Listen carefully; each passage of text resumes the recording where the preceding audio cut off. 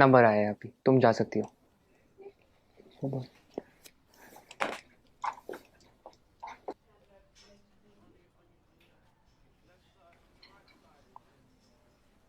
आप software engineer हो क्या?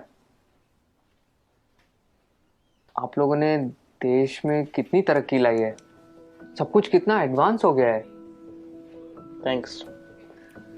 आप लोगों को देख के तो मैं एकदम हैरान हो जाता हूँ। आप कंप्यूटर में अंदर कुछ कोड करते हो और बाहर दुनिया बदल जाती है। इतना आसान नहीं है दोस्त, ये कुछ कोड का काम नहीं है, काफी मेहनत जाती है इसके पीछे। कॉम्प्लिकेटेड है, काफी कॉम्प्लिकेटेड। वाकई, इसीलिए तो आपको इतनी तनख्वाह मिलती होगी ना। Why does everyone just sees the money in it? इसके पीछे की मेहनत कोई नहीं देखता। हम हिंदुस्तानियों की सोच ही छोटी है। जस्ट बिकॉज मैं पूरा दिन एसी ऑफिस में होता हूँ और ऑब्वियसली मुझे पसीना तो आता ही नहीं होगा, राइट? आप लोगों को ताकत यूज करनी होती है, हमें दिमाग लगाना होता है। ये बाल सफेद ऐसे ही नहीं होते। Let me give you an example. वो ईसीजी मशीन देखो, सब कुछ कंप्यूटराइज्ड है। आपके बॉडी में क्या क्या चल रहा है सब कंप्यूटर से निकाल सकते हैं। प्लेन की, ट्रेन की, लाखों रिजर्वेशन ऑनलाइन होती है। बैंक के ट्रांजैक्शन सब एक सिंगल डेटाबेस में। Data integrity, locking, data security. कुछ आइडिया ये सब डिजाइन करना कितना कॉम्प्लिकेटेड है? और आप कह रहे कि कोडिंग करना आसान है। आप ये सब कोड करना जानते हो? पहले करता था, अब मैं प्रोजेक्ट मैनेजर हूँ, मेरी टीम सब करती है। ओह, तो अब काम आसान हो गया होगा। इस फील्ड में कुछ आसान नहीं है, जितना ऊपर जाओ उतनी ही रिस्पॉन्सिबिलिटी बढ़ती है, काम बढ़ता है, स्ट्रेस बढ़ता है। कोडिंग और डिजाइनिंग ये फिर भी आसान है, लेकिन अब मुझे पूरी टीम संभालनी पड़ती है। 10 लोगों को हर रोज जवाब देना होता है, क्वालिटी मेंटेन करनी होती है।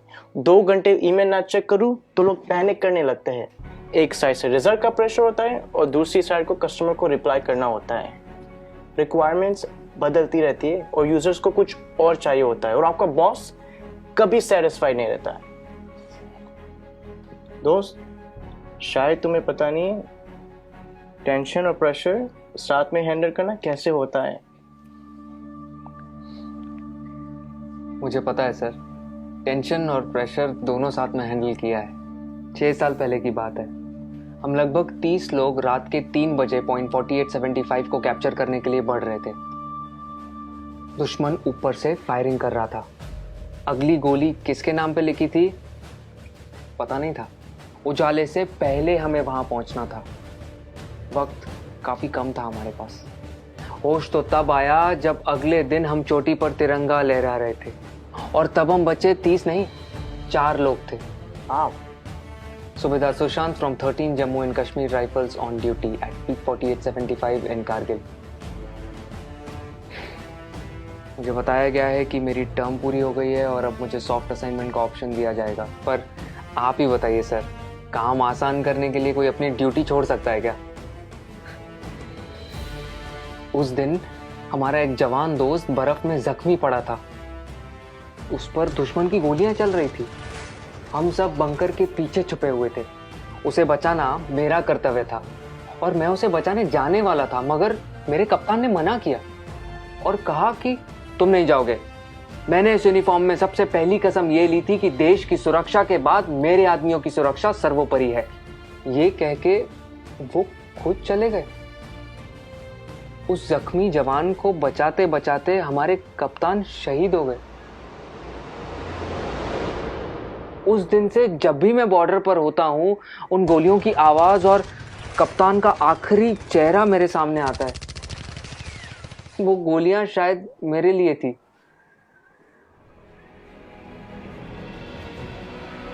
टेंशन और प्रेशर दोनों के साथ काम करना जानता हूँ मैं। Sir, can you please go on? Yeah, sure. It was nice meeting you. Thank you for your service. जय हिंद। जय हिंद।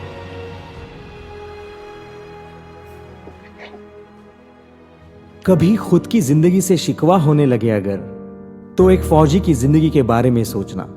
खुद की हर मुश्किल आसान लगेगी। जो खुद की सांसें दांव पर लगाकर पूरे देश की सांसें चलाते हैं, हर वक्त जान हथेली पर होती है फिर भी हमेशा मुस्कुराते रहते हैं। जिन्होंने डर को भी डराया है और देश के लिए जीना क्या होता है, ये इन सरहद के पहरेदारों ने हमें सिखाया है। तो अगली बार जब कोई चुनौती तुमसे तुम्हारा सुख चैन छीनेगी, तो एक फौजी की जिंदगी के बारे में जरूर सोचना। खुद की हर मुश्किल आसान लगेगी।